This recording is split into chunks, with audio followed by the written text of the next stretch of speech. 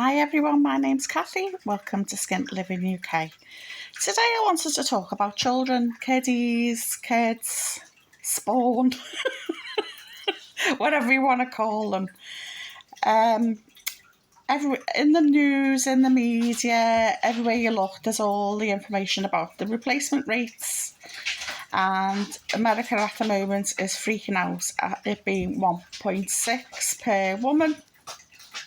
So the natural replacement rate is just over 2. So if a woman has 2 babies, it replaces her and her partner. So the population stays steady. So they're a bit worried about it being 1.6. So I thought just as a little comparison, let's have a look elsewhere.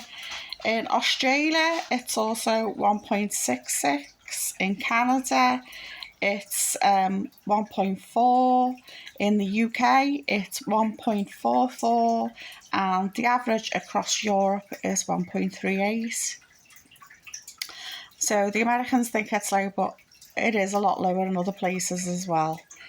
So the politicians are like, how can we encourage women to have children? Well, it's not a hard answer to give, really, is it? Because the number one expense that we have with children that has gone through the roof is childcare. So when they're a baby, it's just extortionate. I went back to work when my youngest was 6 weeks old because I had to, because in them days in the UK, I wasn't eligible for maternity pay because you had to be working at the same place for 2 years, and I hadn't been there 2 years. The law's changed since then, but I know in the States there's no maternity pay and there's not much maternity leave as well. So when my son was older, both of them, it was breakfast club and after school club. So it's like you still keep paying for years and years and years till they were in senior school. And then there's also the problem of dinner money. If you're working in the gig economy like I did for years, it's difficult to get the money together. So often you make a packed lunch, but even that can be punitively expensive. So, yeah, it doesn't take a genius to work that one out. And, of course, when babies are little, everything is about milk, nappies and continually buying clothes because they keep growing. But it just felt like my life were all around milk and nappies when they're tiny. And then when they're older, even more nappies. So, yeah, so I've come up with a list of things I no longer buy as my kids are growing up, and I'm not trying to rub salt in the wound. I'm just reinforcing the fact that if you have children, it costs hundreds of thousands of pounds, and if you have multiple children, you're probably looking at easily $1 million. So yeah, and then politicians are like, oh, why don't they have children?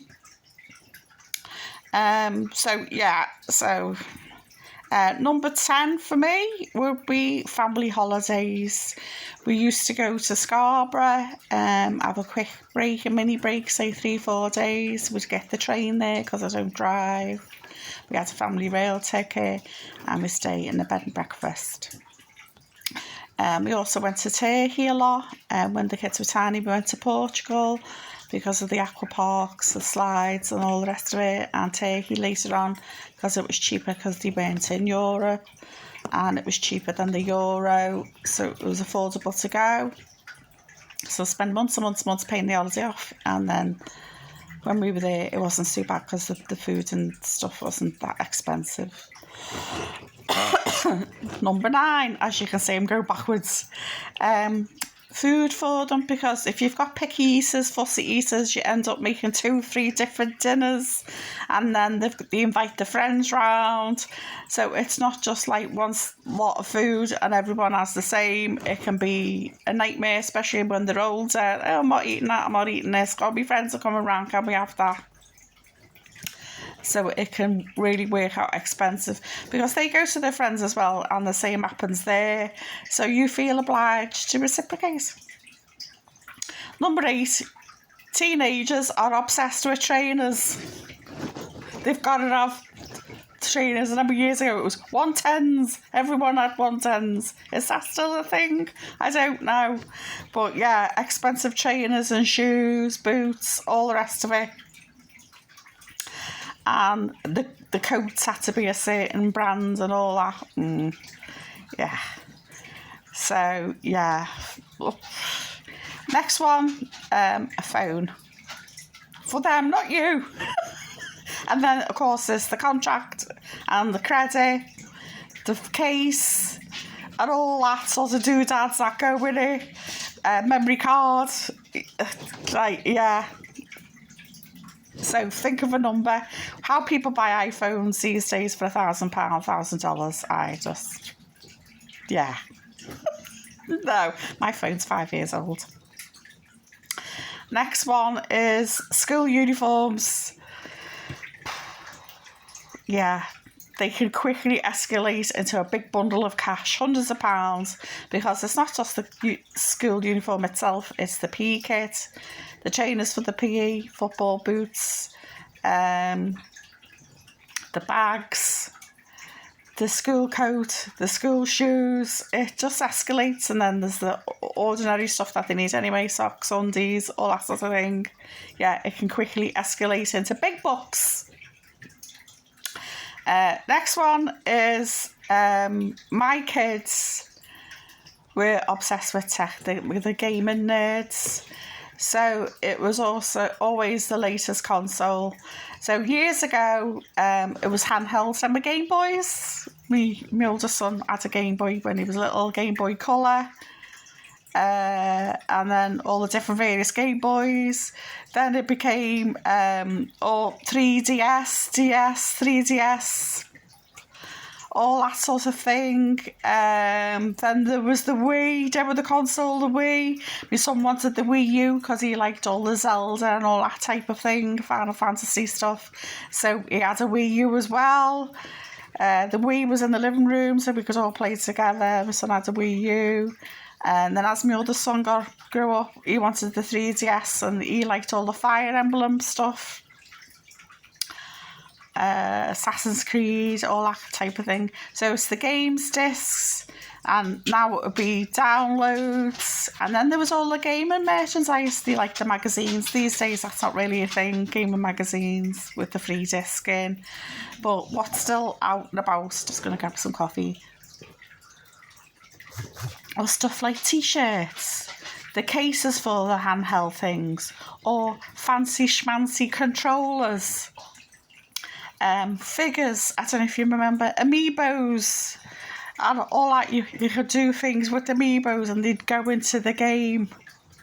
They also wanted a PC, and then they went to laptops. Then they've gone back to PCs because they kept getting laptops and breaking them. They go to bed with them. We used to say to my son he was married to his laptop because wherever he went round the house, his laptop was in his arms and he'd be asleep. This is a teenager and older on to it, so we used to call it his missus. But they'd overheat because they'd be under the quilt, and then you'd end up buying another laptop. So that cost me thousands as well. It was just like, oh. And then, of course, the last one is the hobbies. My sons did martial arts. My son did all kinds of things. And the last one he did was kendo, the one where they practice sword fighting but with big sticks. I used to do Tai Chi, which didn't cost anything. You just stood there and moved. They're ones they had to be in a club, and you couldn't just pay weekly. You had to sign a contract. They literally wanted you to sign a contract for so long.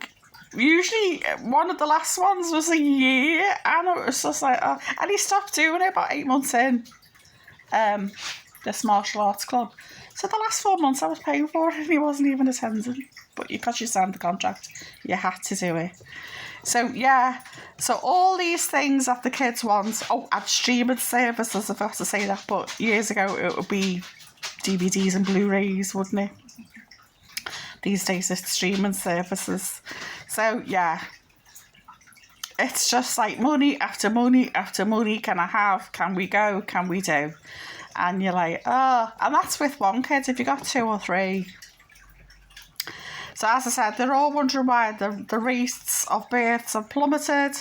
Another thing that they don't mention is the rent and mortgages, because at the end of the day, if you can't afford to house yourself or struggling to house yourself, how could you possibly get a bigger place to put the kids in? It just can't be done, can it? So I know there's a lot of women now who don't want kids, but there's also a fair few women who do want kids, but they know they can't have them. It's unachievable because life is so hard now, it's so difficult, and a lot of us agree it's not going to get any better. So if you do have children at the moment, I take my imaginary hat off to you.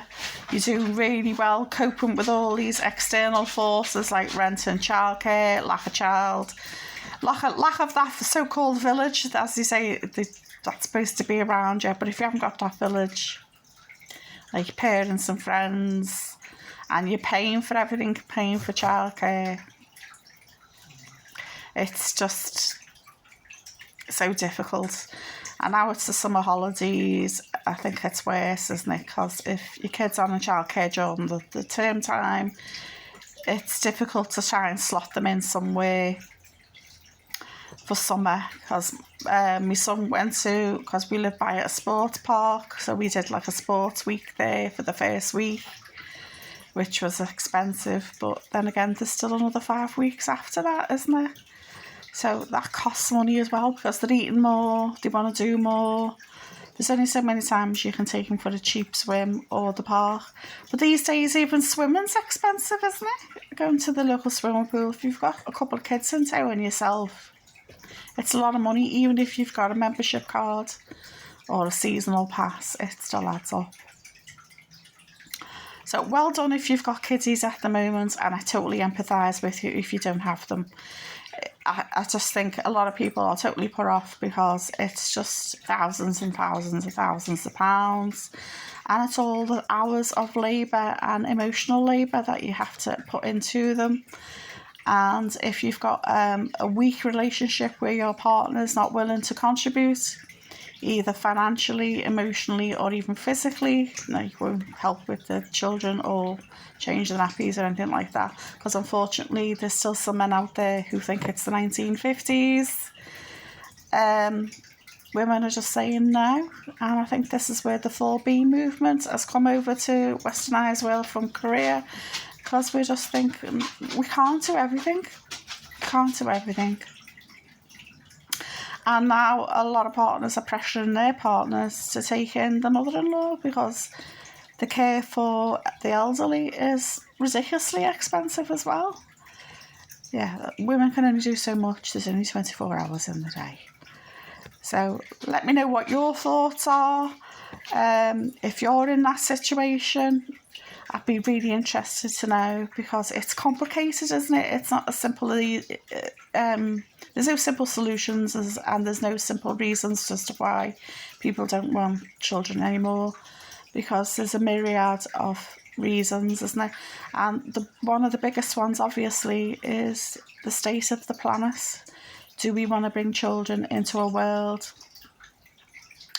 that's in political chaos, political turmoil, wars, and of course the biggest stress of all is environmental disasters?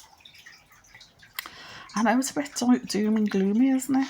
No wonder Pepper Princess said she felt weird. Things are feeling weird at the moment.